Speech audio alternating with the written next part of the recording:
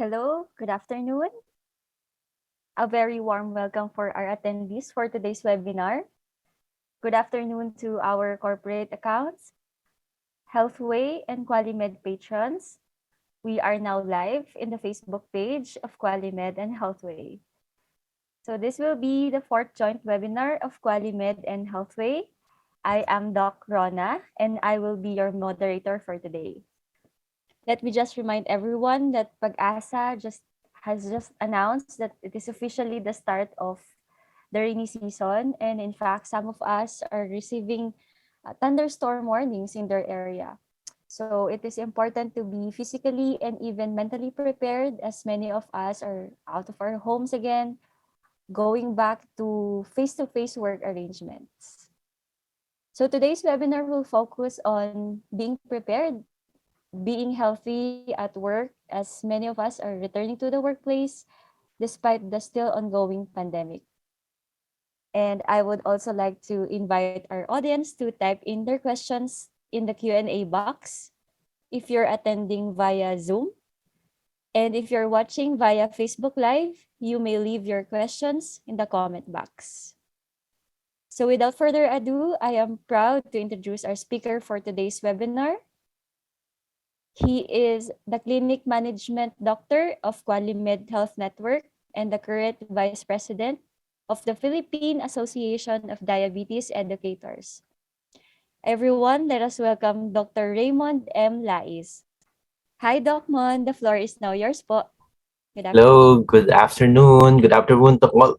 Good afternoon to all our viewers, both in Zoom and in Facebook Live on the pages of QualiMed and Healthway. So let me just share my screen.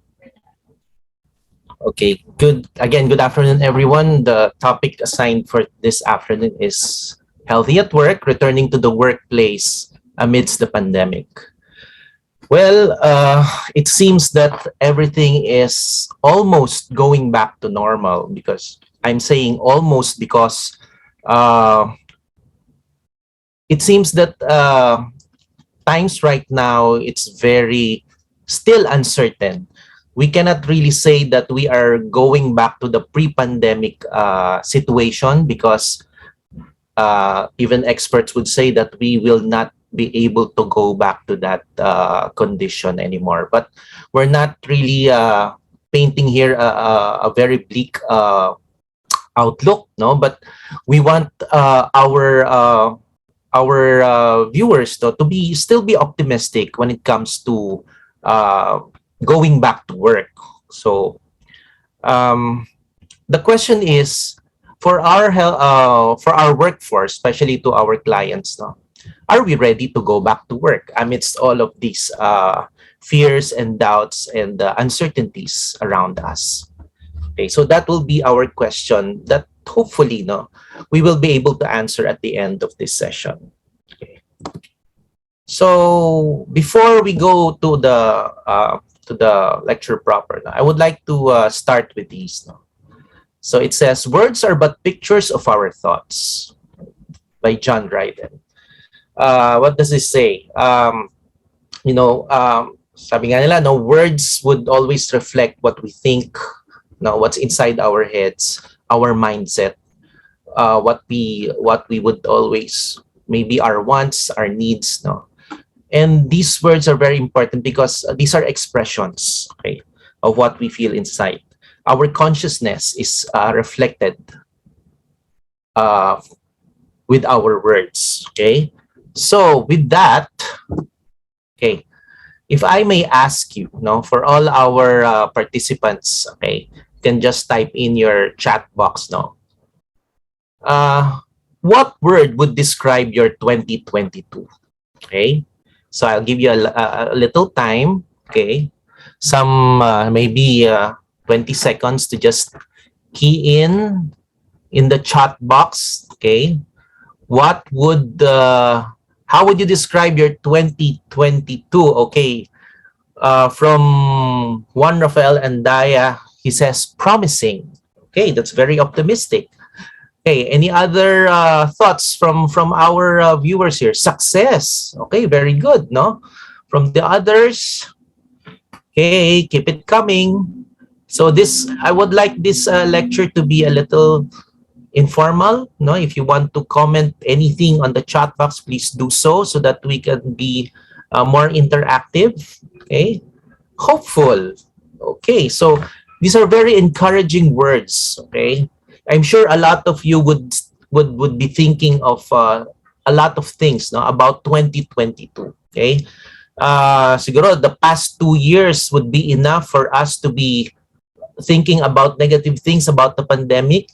Okay, and I guess a lot of our viewers are now more positive, more optimistic with what we see in the year to come. Okay, so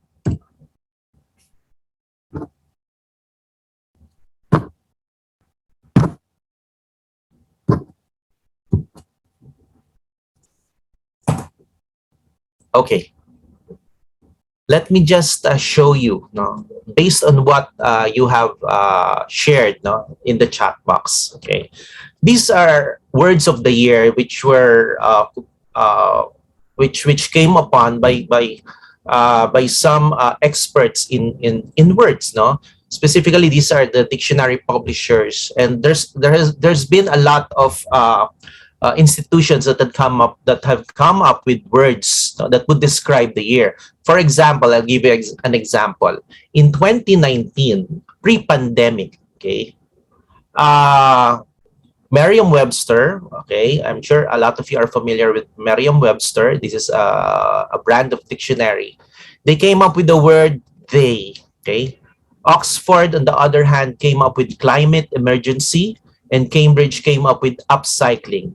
If you will notice, these words would pertain to the environment, okay, because maybe at that time in 2019, the issue was all about environment, global warming, and all of these things. Come 2020, when the pandemic started, Merriam-Webster made pandemic as its word of the year, while Cambridge made quarantine as the word of the year, which is totally understandable because that was the time when all of us were really we were shocked. Maybe we were caught off guard with the pandemic. So these are the words that came up. And in 2021, Merriam-Webster now came up with vaccine, as well as Oxford came up with vax as their words of the year, while Cambridge came up with perseverance. Okay, so these words would just sum up how people are thinking during these years.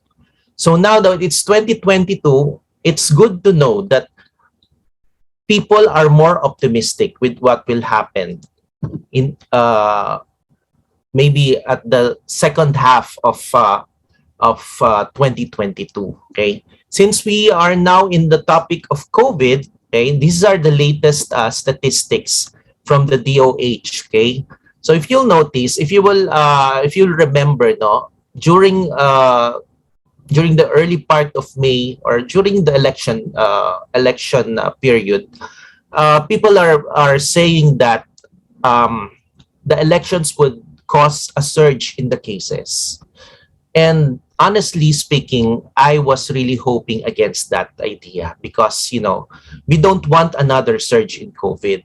And if you will look at this part of the data from DOH, this is from the week May 9 to May 15. That was after the election. Okay, we had 1,118 cases for that week. This is not the daily new cases. This is a cumulative 7-day total number of cases, and the average comes to 160. Okay, for this statistic now, for the succeeding week, no, which is the week from May 16 to May 22, that was just last week, we had a total of 1,214 cases, which is an average of 173 cases. So if you will look at the statistics, it's not really going up too much. Okay, we cannot say that it is a surge. Somehow the cases are controlled. We just don't know. Well, hopefully this week it's still the same. We maintain that kind of that the average number. We are able to maintain that number, and hopefully it will not be another surge. So these are the latest statistics from DOH. Okay.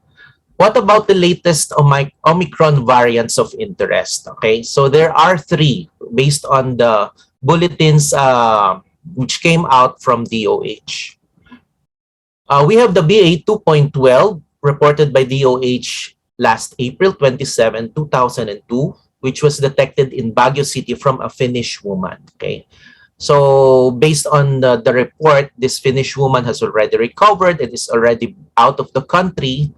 And although this case was detected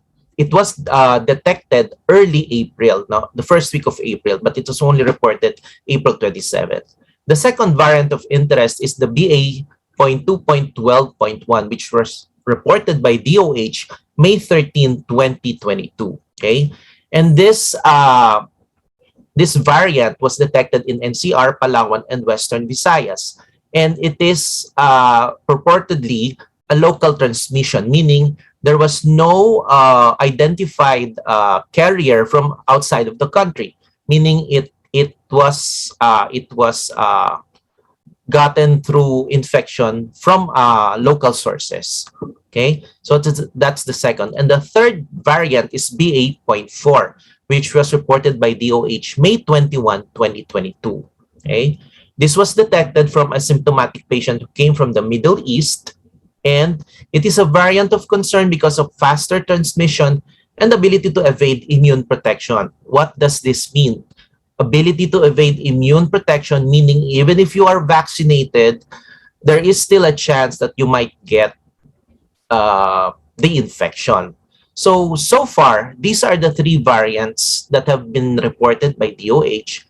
We still don't know if there are other new variants, but again, hopefully this infection will be contained and it won't cause these variants will not cause another surge. Okay, so that's just a short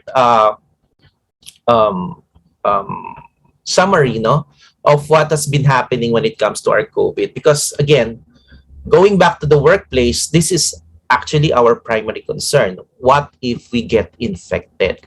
Okay. So, okay, next question. Okay.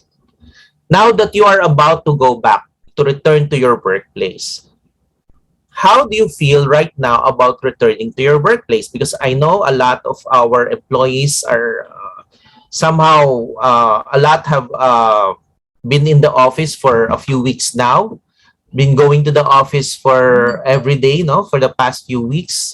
So on a scale of 1 to 10, 1 being you being scared or uncertain about the conditions, and 10 being confident and raring to go head on, okay? How would you rate, or how would you rate your feeling, no, about returning to your workplace? You can again use your chat box, okay? Let's see. Confident ba kayo na punta sa pumasok ulit? Okay. A lot have been saying 9, 9, 9, okay, 8, okay. And these are very good numbers, no? At least we are certain that a lot of our employees are confident enough to be able to go to the office, work without any fear or without any restrictions. It's good, no? So I see a lot of 8s and 9s. Okay, so that is a very good situation, no? When it comes to your confidence about returning to the workplace.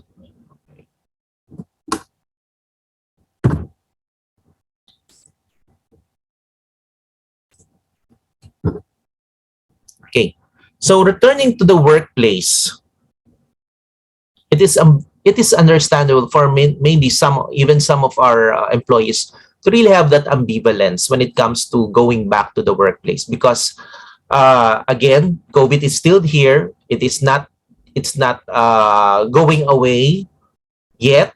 Okay, so there is always that ambivalence whether is it safe to go back to work or is it not. I'd rather work from home. Okay, am I secure enough? Okay, will I get COVID? Okay, if for example you hear your coworker coughing or having colds, would you feel paranoid? Because I know a lot of our employees are still feeling that way.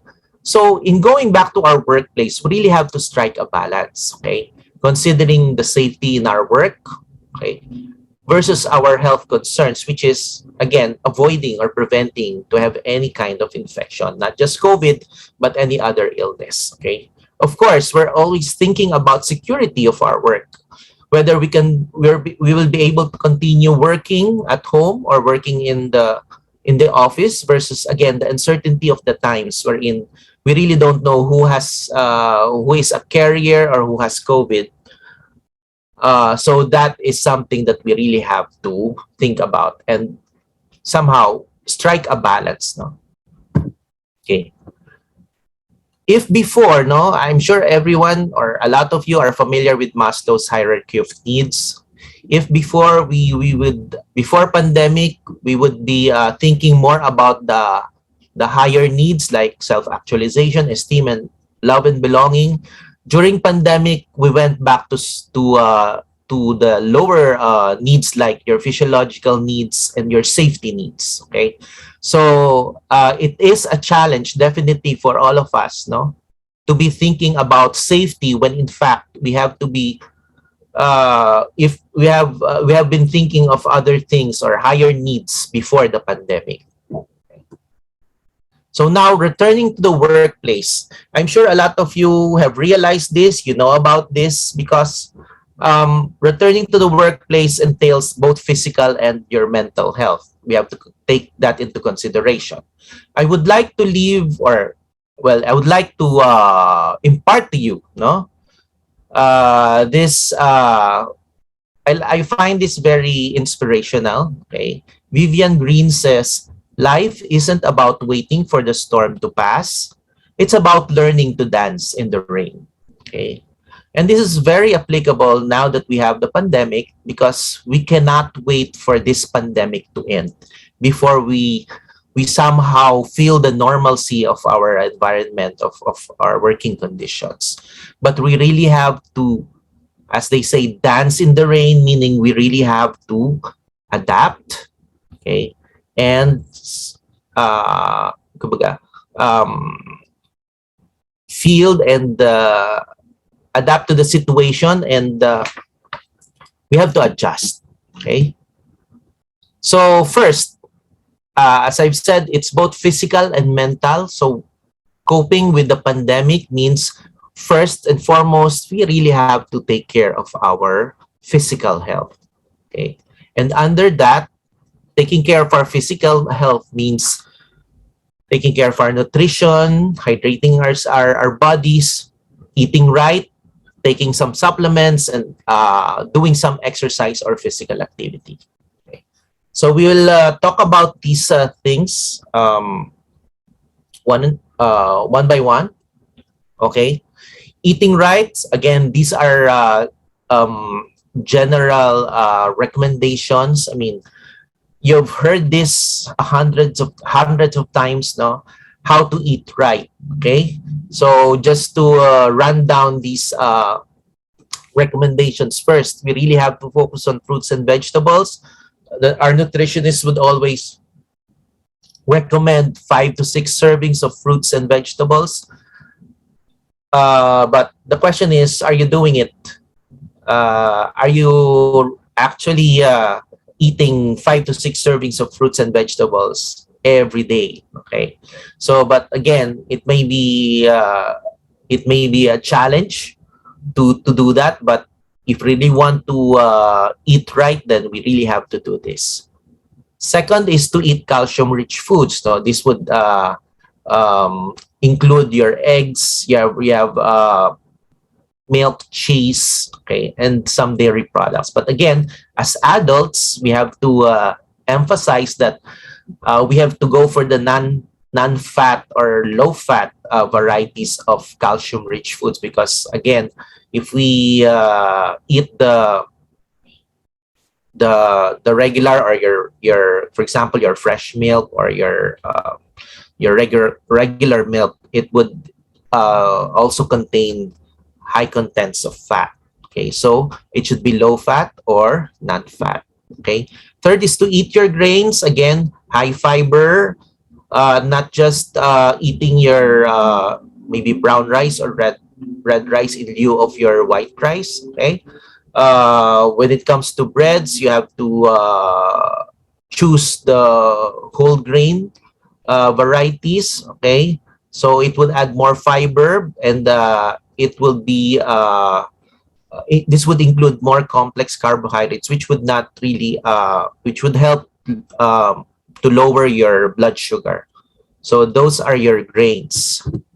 Next, limit your saturated fats, meaning you really have, well, okay, to put it simply, no, avoid fast food. Okay, avoid fried foods.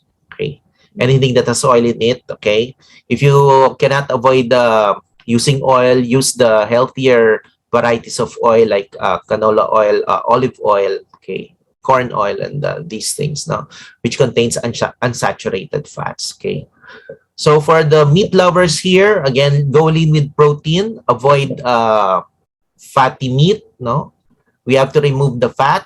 Okay, go for the white meat of chicken and fish. Okay, so avoid red meat, because it contains more fat than your white meat. Okay, and of course, lessen salt intake. Okay, so again, if you have other um, lifestyle diseases like your hypertension, heart disease, okay, salt is very much uh, it should be avoided with these kinds of, with people with for people with these kinds of diseases, because it somehow affects, no, uh, your condition. Okay, so lessen the salt intake. Okay, again, I know you've seen this, your pinggang Pinoy. Okay, so what is contained in this pinggang Pinoy? This is for adults 19 to 59 years old. Okay, so it contains your grow, glow, and go foods. Okay, with grow food, so this would contain your bodybuilding content, like your protein. Okay, so your meats. Okay, so you have fish, chicken, and then you have your glow foods, which contains your leafy vegetables and your fruits. Okay, and your go foods, which is your carbohydrates. Okay, so to be able to make this work, no, so this is just a practical application of eating healthy. If you don't want to really measure, uh, to strictly follow maybe a certain diet, you just follow the pinggang Pinoy. You just divide your plate into 4 portions. Okay, so one portion would contain your protein, one portion would contain your carbohydrates, and then the rest of your plate should be for your vegetables and your fruit. Okay, so that is your pinggang Pinoy. Okay, so this has been used for already, this has been around for a long time now, and it's really one of the more practical ways of really eating healthy. What about supplementation? You know, a lot of people have been talking about supplements, and even before the pandemic, no, supplementation has been a controversial topic when it comes to keeping yourself healthy. Okay, so if you talk to different experts have different views about supplementation. Okay, let me just give you some studies that would support supplementation. One study by Fletcher and Fairfield, which came out from the Journal of American Medical Association in 2002.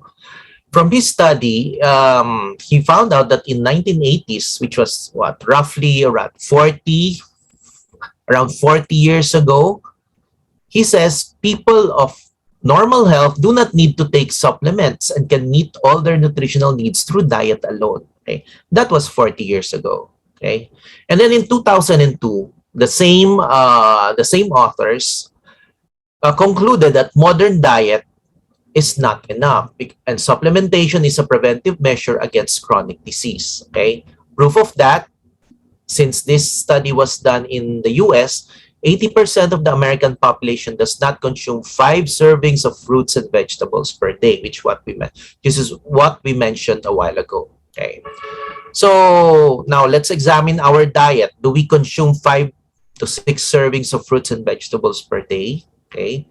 Um, I we really don't have that kind of study here in the Philippines, but again, if we will look at this study, it is indicative that supplementation, if you are not really eating healthy, if you do not follow the healthy way of eating, then it might be a need for you to take some supplements. Okay, so this is just one of the studies that support supplementation, but again, it is not uh, a formal advice, no, from the experts. Okay, it's still being studied. There's still a lot of studies being done at this moment about supplements. Okay,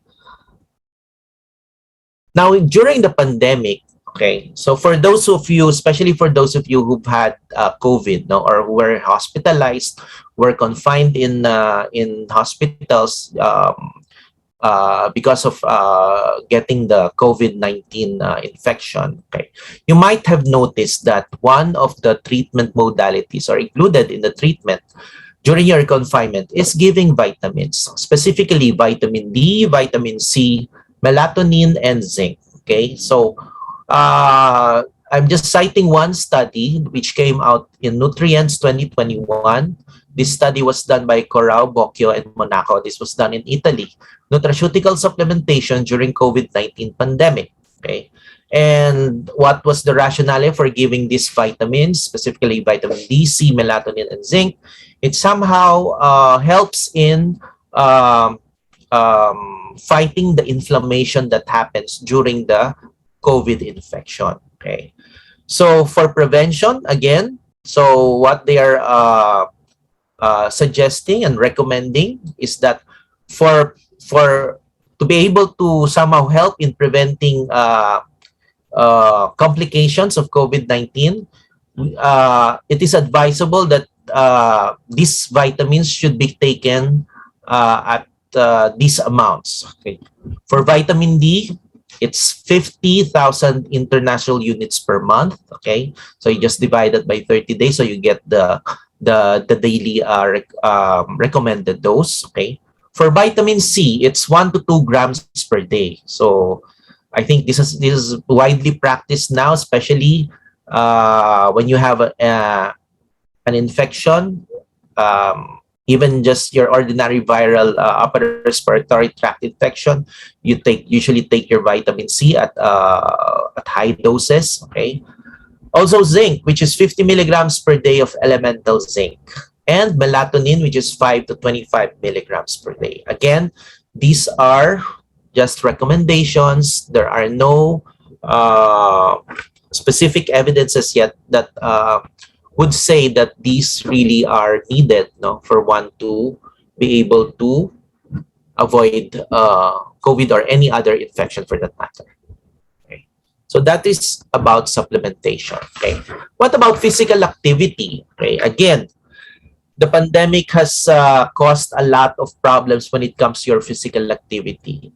A lot of our patients, a lot of people have actually gained weight during the pandemic because they were at home working, maybe working at home or not going out. So weight gain was again an emerging problem when it comes to our patients. Okay, I did not even mention here about exercise, but it's more of regular physical activity because, as we all know, again, other people are allergic to exercise. They just don't want to hear the word exercise. So using the more acceptable term of physical activity. Okay, so what are the advantages or the benefits of having a regular physical activity?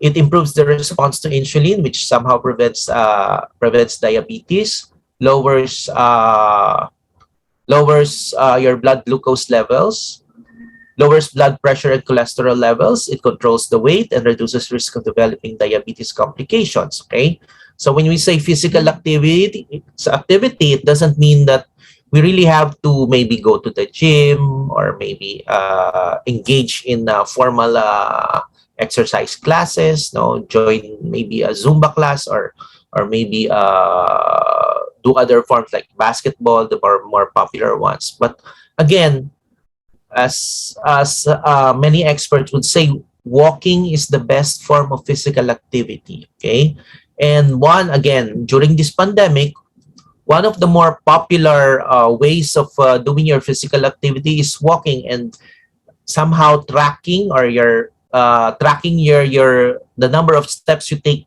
every day has become more popular.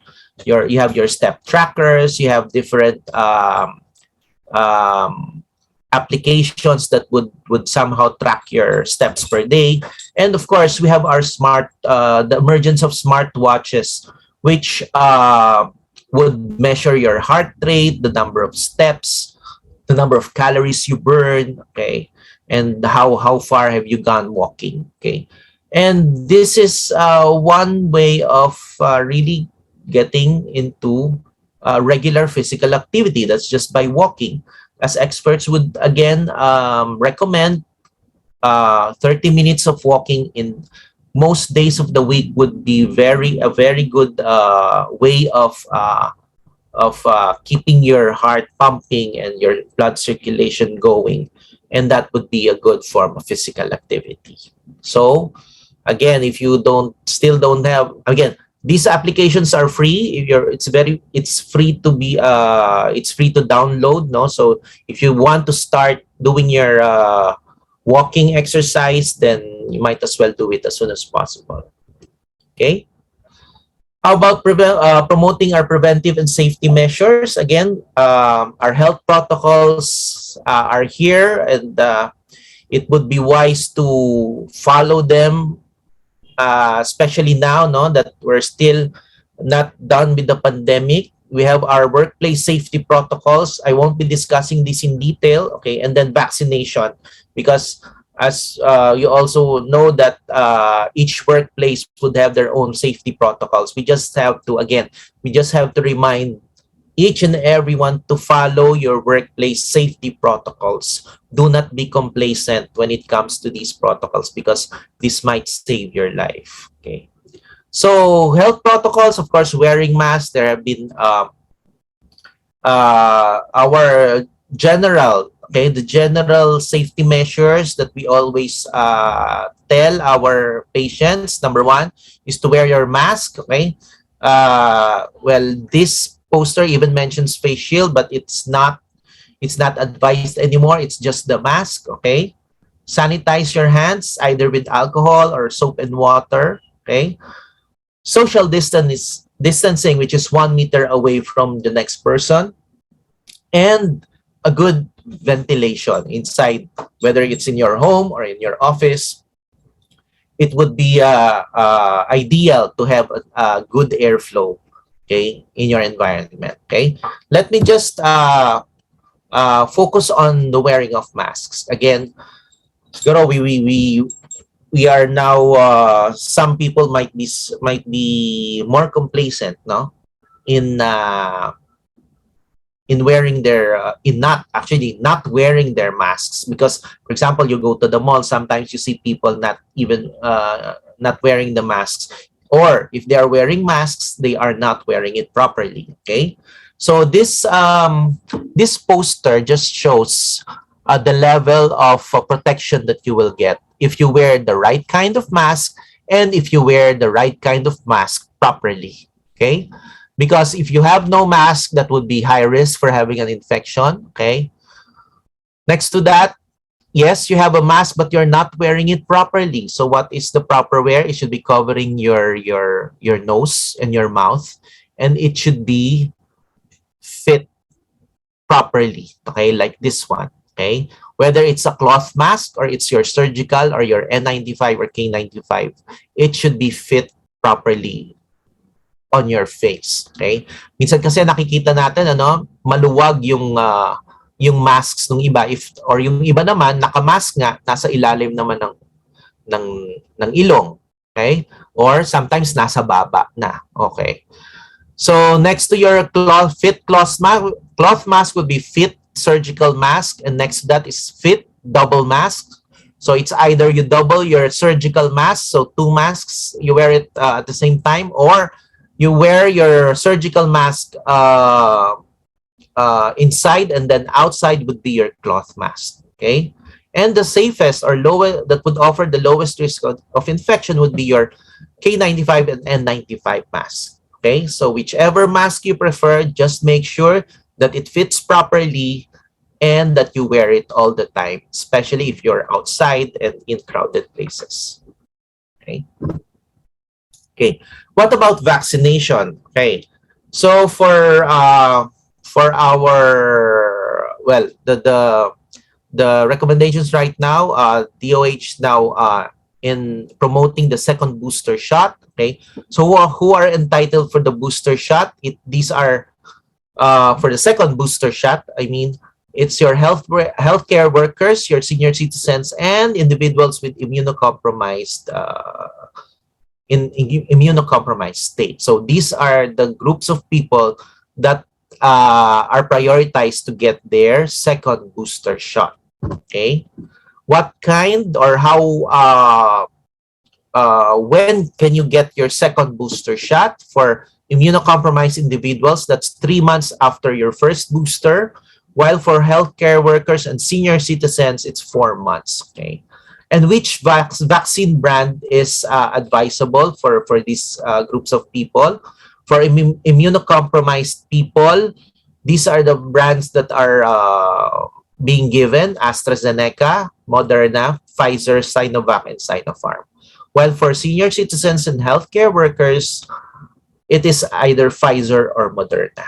So for your second booster shots, you just contact your LGU. This is for appointment, no? Or some would even entertain walk-ins. But if it's already 3 or 4 months after your first booster shot, you can definitely have your second booster shot. So that's it for your vaccination. Okay. And for our physical health. Okay, now we go to your mental health.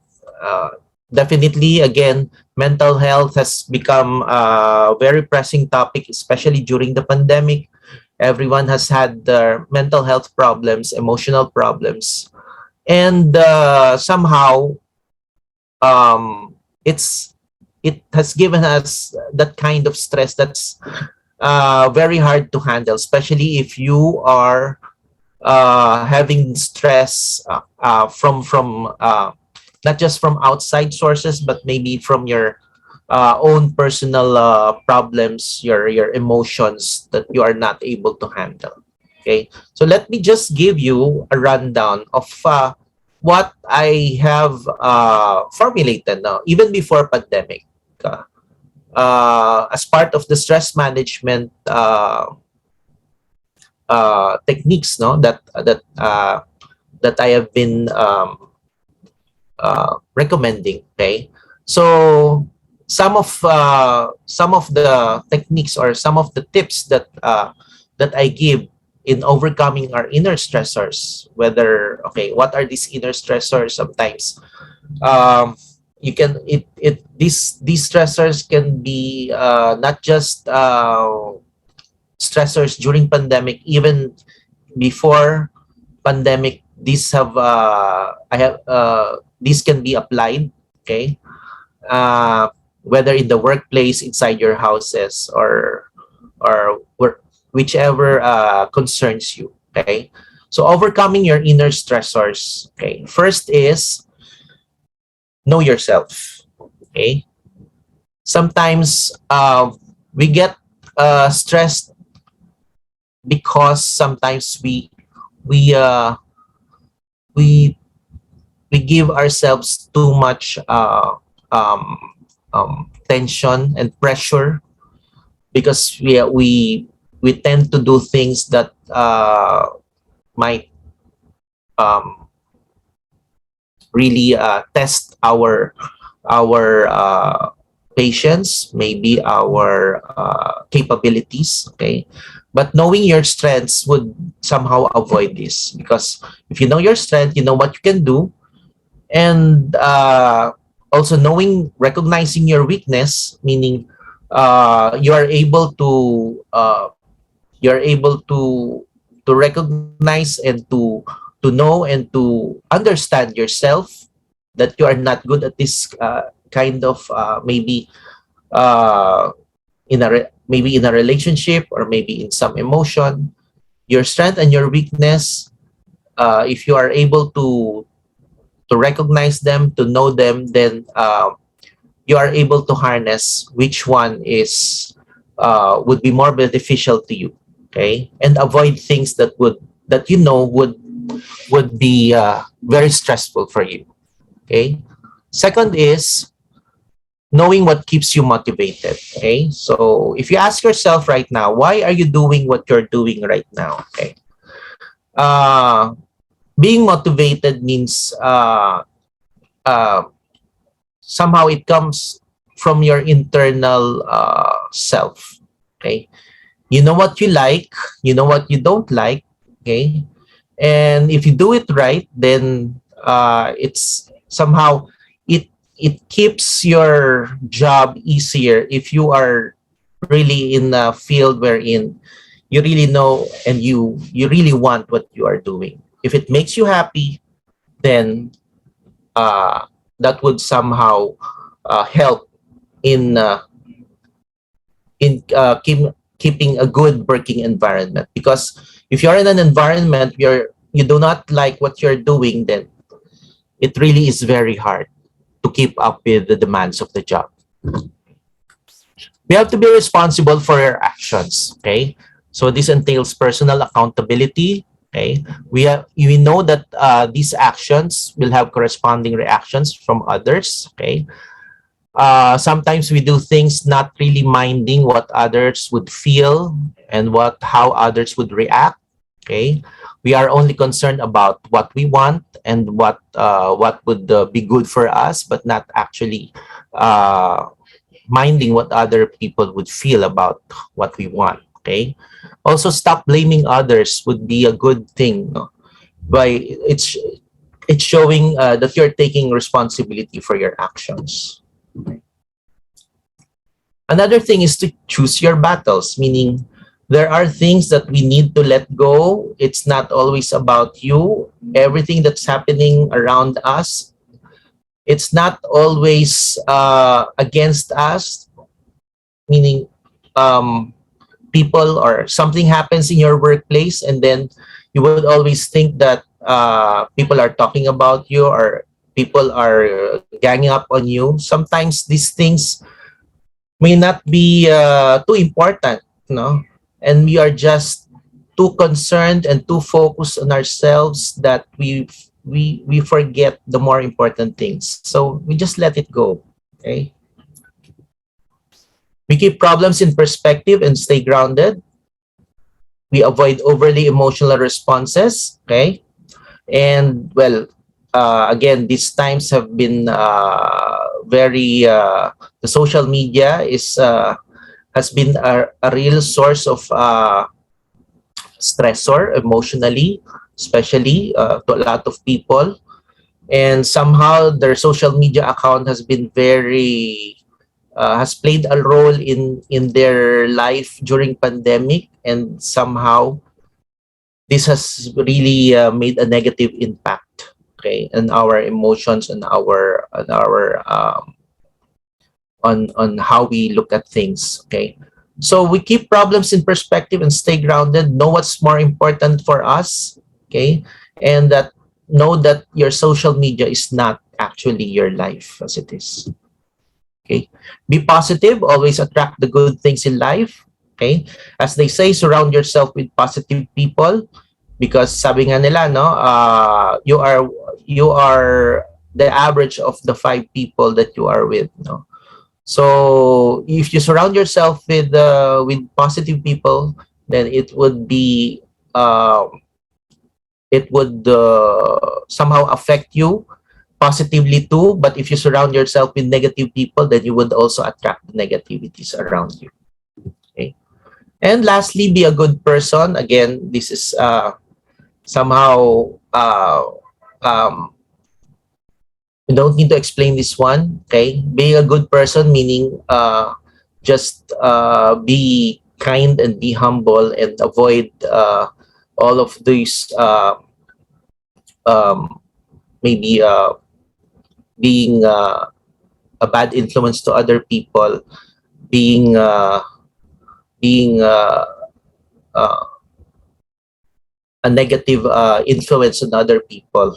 Just be a good person, and we know, I'm sure not all of you know that being good, you don't really have to spell it out. That, but being a good person somehow would feel a lot better than being a negative influence on other people. Okay, so one important realization during this pandemic, okay, somehow that I hope no that during the pandemic we learned something new. Okay. And according to this one wise man named Aristotle, knowing yourself is the beginning of all wisdom. I hope we learned something this pandemic and that we will be able to apply this uh, in our everyday dealings, no? While we are still in these times of uncertainty and maybe after, okay? So when you come out of the storm, you won't be the same person that walked in. That's what the storm is all about. Okay, so that's the end of our lecture. Thank you very much, Doc Mon, for the very insightful webinar. I agree, Doc. The past 2 years did a lot of change to our lives talaga. But now we are almost back to the pre-pandemic situations, pre-pandemic status. To some, it may be scary, especially with the appearance of the new Omicron variant. But you're correct, Doc. It is really important to know what to do when we go back to our office. So thank you, doctor, for reminding us the minimum safety precautions that we should practice, we should follow for our safety and the safety of those around us. Let me just read some questions from our audience, Doc. Okay. From an anonymous attendee. They are very curious about the current guidelines on vaccination po, Doc. So from an anonymous attendee, my first and second dose vaccine was Sinovac. My booster shot was Moderna. What is your suggestion on the brand of my second booster shot? And a follow-up question on that, Doc. My first and second doses were Astra. Another anonymous attendee po. The first booster also was Moderna. And what should be my second booster shot? Mm-hmm. Okay. So this is always a common concern, no, with our patients. No, which one is the best? Which one is the best vaccine? No, but again, so what is happening? Kumbaga, this is real talk. No, what's happening right now is that sabi nga nila, and I think it still holds true that the best vaccine, no, against COVID-19 is what is available.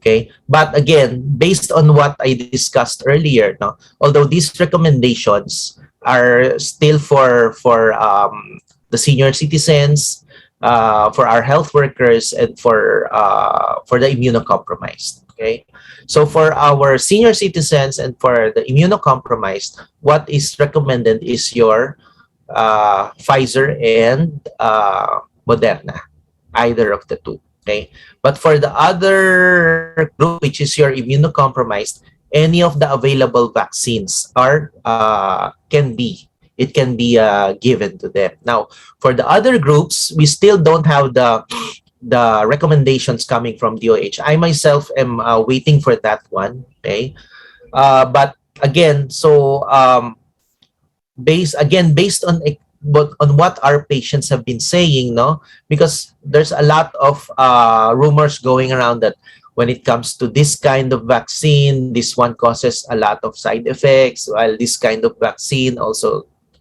causes this kind of effects. Well, this kind of vaccine doesn't have any side effect. So it again, let us be reminded that it really doesn't well, um, when it comes to your side effects, okay, does the occurrence of side effects doesn't mean that if you don't have side effect, that vaccine is not working. Okay, that's not true.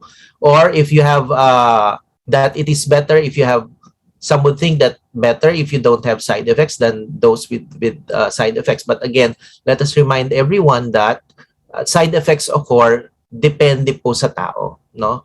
It doesn't really occur that if you have this kind of vaccine, you will have this kind of side effects. Okay? So, again, depende sa tao kung ano yung magiging side effects sa kanya. Now, remember, if you had your first and second dose and you have your booster dose and you didn't have any side effects at all, then good for you. Meaning your body is adapting well to the vaccine and that you're not experiencing any side effect. Okay? So whether it's vaccine or Pfizer, it would depend on your reaction to the vaccine, if it would cause side effect or not. But whether it is effective or not, definitely all of these vaccines are effective. Yes, agree, Doc. The compatibility of the vaccine would depend on the person's situation, right? Yes, oo. Okay, so another question po, Doc, from an anonymous attendee. Ito, Doc, about mental health. So my current job has become too stressful that I'm starting to get sick. I keep having tension headaches. I've started applying to other companies, but I have no offers yet. Would it be advisable for me to resign when I'm my family's breadwinner? Yan, thank you. So parang life advice siya, Doc. Parang ang hirap sagutin, no? Because you're asking me if it is advisable for you to resign because you're the family's breadwinner. I think you know the answer to that one, diba? Since you are the breadwinner, it's just really going back to yung ating yung ating tips, no, on handling. Definitely what you have is these are internal stressors because your job has become too stressful that you're starting to get sick. I can actually relate to that because that has happened to me before. Okay. Again, if you want to resign, I don't want to say that yes, you have to resign, but again, you are the breadwinner. No, it's very hard to really tell you what to do. It's really you who can answer that one. But again, maybe number one, why is your job becoming too stressful? What's causing the stress? Okay, is it because you don't like your job? Maybe it's not for you, or maybe your boss. No, that's usually a common problem. You have problems with your boss or your coworkers, maybe. Okay, you really have to again look inside. Again, no, introspection na to. Ibig sabihin, self-examination. Okay, why are you getting stressed? That it's manifesting already, no, because of your stress, you're getting tension headaches. Okay, you just have to really tell yourself, no, mind setting lang to no. You really have to, if you want something, okay, weigh the pros and cons. Okay, if I do this, what would happen? If I do this, what would happen? And then you decide which one is more important to you. Okay, only you can answer that. No, we are not. It's not for us to decide for you. Okay, you have to make the decision for yourself. But again, make a wise decision.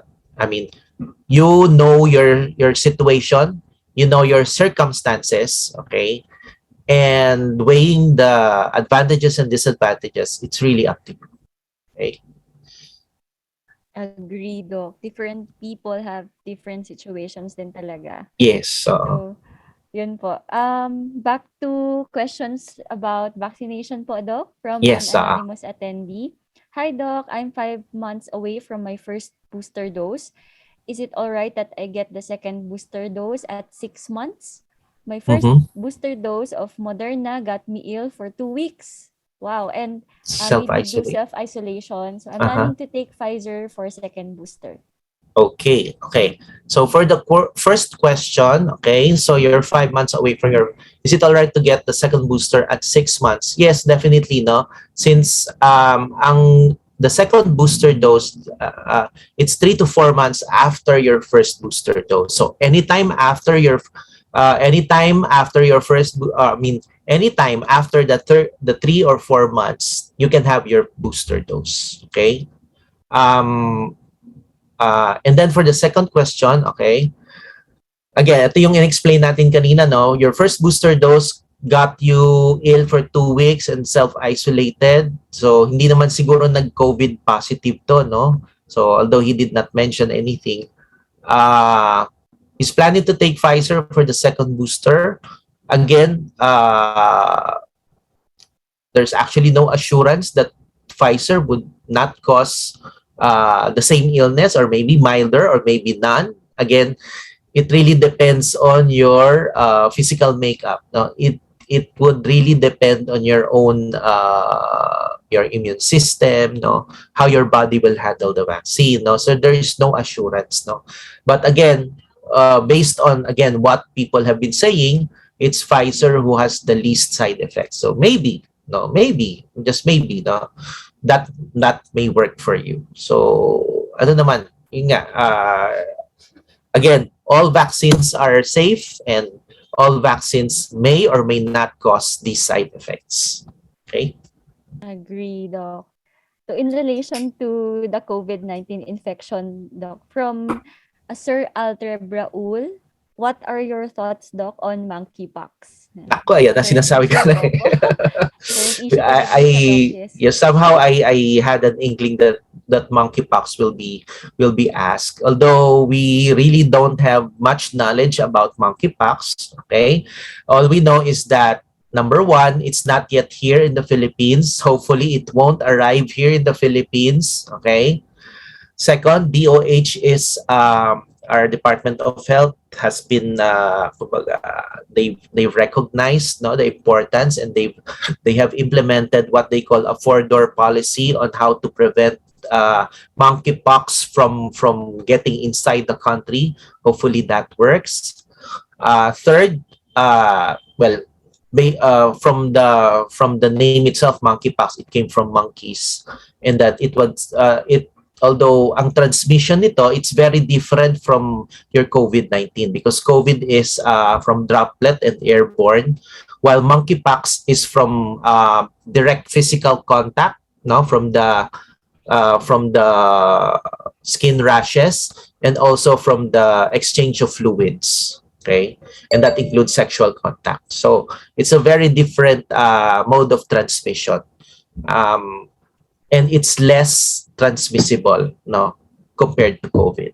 Okay, so that's all I can give you. But yun nga, my thoughts on it. Hopefully, it doesn't come to the Philippines. Yes, Doc. Everyone is praying na hindi na talaga siya pumunta dito, Doc. Yes. Yes, Doc. That would be the last question, Doc, from our audience. For the interest of time na rin po, Doc, it's almost 5. Yes. Thank you very much po, Doc Mon, for the very, very informative lecture and talk, Doc. And thank you for the opportunity, no, to be able to share what we know about returning to the workplace. Okay, thank you to QualiMed and Healthway.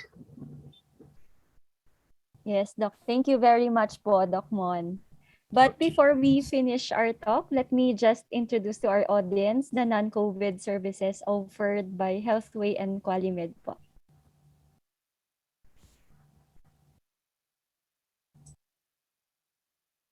So, Healthway and QualiMed facilities offer a variety of non-COVID services customized for everyone's needs. This will include annual physical examination and drug test, and these are available on site and in clinic. There are also corporate vaccination programs that would include flu vaccination, pneumococcal vaccination, and this will be available in clinic, on site, and can also be availed at home. Services also include pre-employment exam and executive checkup packages. And there will also be telemedicine via Health Now app, where we can have consultation with our GP and our specialists. And Health Now can also facilitate the delivery of your medicines. So let us always remember the best practices for our safety and health as we return to our workplace. So after this, we will be sending the recorded video of the webinar so we can listen again to Doc Mon's tips on being healthy, not just physically, but also mentally. So thank you so much, everyone, and have a safe Monday afternoon.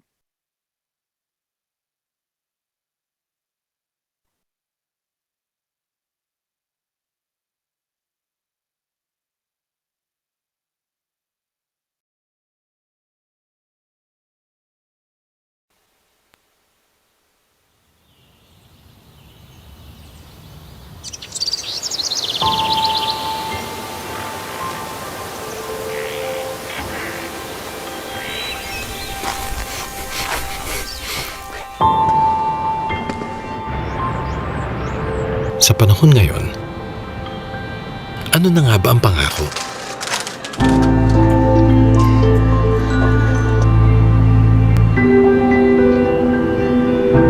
Ito ang walang kinikilalang layo o hadlang para sa mga mahal ko sa buhay.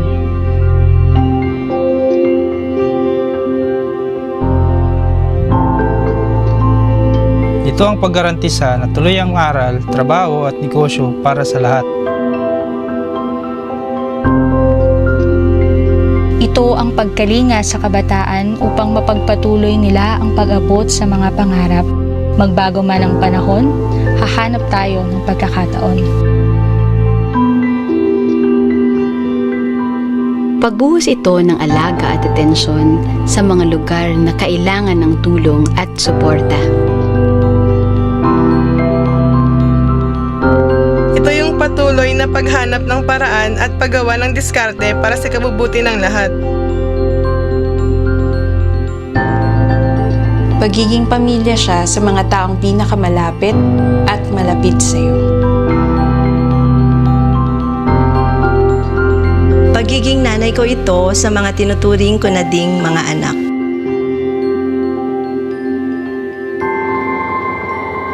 Sa bawat luto at hain ko, nasasabi ko nandito ako para sa kanila.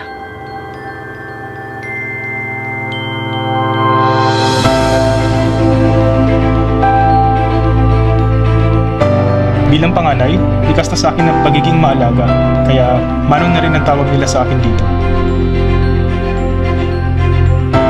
Part ito ng pagiging world class, ngayong Global Filipino Talent, hindi lang para sa iba, pero para sa atin din. Ito ang paghatid ng ginhawa at aruga sa mga taong may mahal din sa buhay tulad ko. Abilidad itong makita ang sarili sa gitna ng lahat at masabing nasa tamang lugar ako at ginagawa ko ang lahat. Ito ang diwa ng Ayala.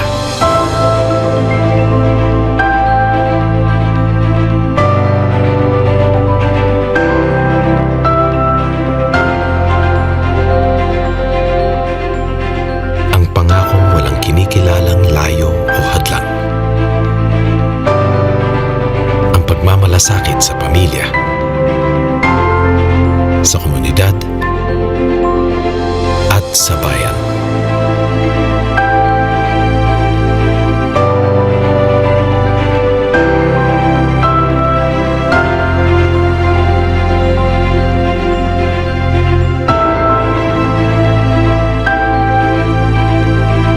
Ang pagtanaw at paglikha ng oportunidad para sa lahat.